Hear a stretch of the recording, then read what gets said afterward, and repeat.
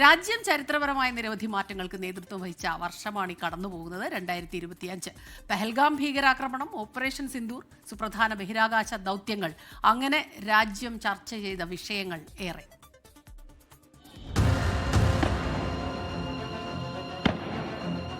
ഭീകരരെ ഉപയോഗിച്ച് ഇന്ത്യക്കെതിരെ പാകിസ്ഥാൻ നടത്തുന്ന നിഴൽ യുദ്ധത്തിന് 2025 സാക്ഷ്യം വഹിച്ചു. പഹൽഗാമിലെ ബൈസരൺ വാലിയിലുണ്ടായ ഭീകരാക്രമണത്തിൽ മലയാളി ഉൾപ്പെടെ 26 വിനോദസഞ്ചാരികൾ കൊല്ലപ്പെട്ടു. ഭീകരാക്രമണത്തിന് ഇന്ത്യൻ സൈന്യം ശക്തമായ തിരിച്ചടി നൽകി.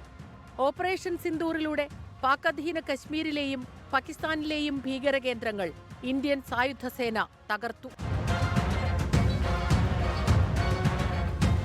ആക്സിയം 4 ദൗത്യത്തിൽ പങ്കാളിയാകാൻ കഴിഞ്ഞത് ഇന്ത്യയുടെ ബഹിരാകാശ ചരിത്രത്തിൽ പുതിയ അധ്യായം എഴുതിച്ചേർത്തു. ആദ്യമായി ഒരു ഇന്ത്യക്കാരൻ അന്താരാഷ്ട്ര ബഹിരാകാശ നിലയത്തിൽ എത്തിയ വർഷം. ഗ്രൂപ്പ് ക്യാപ്റ്റൻ ശുഭാൻശു ശുക്ല ഇന്ത്യയുടെ അഭിമാനം വാനോളം ഉയർത്തി.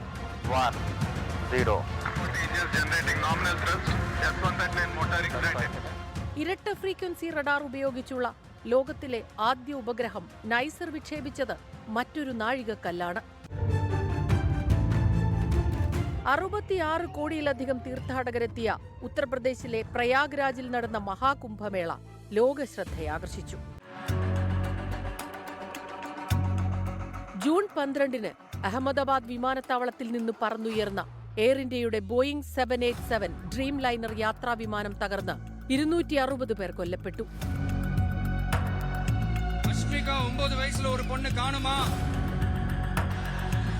തമിഴ്നാട്ടിലെ കരൂരിൽ നടൻ വിജയുടെ TVK പാർട്ടി റാലിക്കിടെയുണ്ടായ ദുരന്തത്തിൽ പൊലിഞ്ഞത് 41 ജീവനുകൾ. ദേശീയ രാഷ്ട്രീയത്തിൽ നിരവധി സംഭവ വികാസങ്ങൾ ഉണ്ടായ വർഷം കൂടിയാണ് 2025. ഫെബ്രുവരിയിൽ നടന്ന ഡൽഹി നിയമസഭാ തെരഞ്ഞെടുപ്പിൽ വർഷങ്ങൾക്കുശേഷം ഭാരതീയ ജനതാ പാർട്ടി 3-2 ഭൂരിപക്ഷത്തോടെ വിജയിച്ച് അധികാരത്തിലേറി. ബീഹാർ അസംബ്ലി ഇലക്ഷനിൽ NDA വൻ വിജയം നേടി. മുഖ്യമന്ത്രി നിതീഷ് കുമാർ 10ാം തവണയും മുഖ്യമന്ത്രി സ്ഥാനത്തെത്തി ചരിത്രം കുറിച്ചു.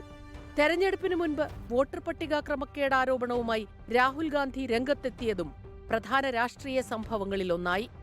മണിപ്പൂരിൽ മേത്തൈ, കുക്കി വിഭാഗങ്ങൾക്കിടയിലുണ്ടായ സംഘർഷങ്ങളും അക്രമങ്ങളും രാജ്യവ്യാപകമായി വലിയ പ്രതിഷേധങ്ങൾക്കിടയാക്കി.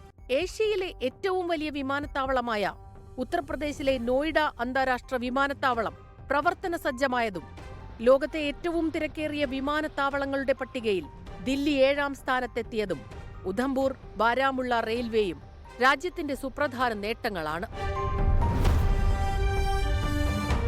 മുംബൈ ഭീകരാക്രമണത്തിന്റെ മുഖ്യപ്രതികളിലൊരാളായ തഹാവൂർ ഹുസൈൻ റാണയെ 16 വർഷത്തിനുശേഷം ഇന്ത്യൻ നിയമത്തിന് മുന്നിലെത്തിക്കാനായത് രാജ്യത്തിന്റെ നയതന്ത്ര നിയമ മേഖലകൾ കൈവരിച്ച വിജയമായി മാറി. കേന്ദ്ര തെരഞ്ഞെടുപ്പ് കമ്മീഷൻ വിവിധ സംസ്ഥാനങ്ങളിൽ തീവ്ര വോട്ടർ പട്ടിക നടപ്പാക്കുന്നതിനുള്ള നടപടിക്രമങ്ങൾ ഊർജിതമാക്കി.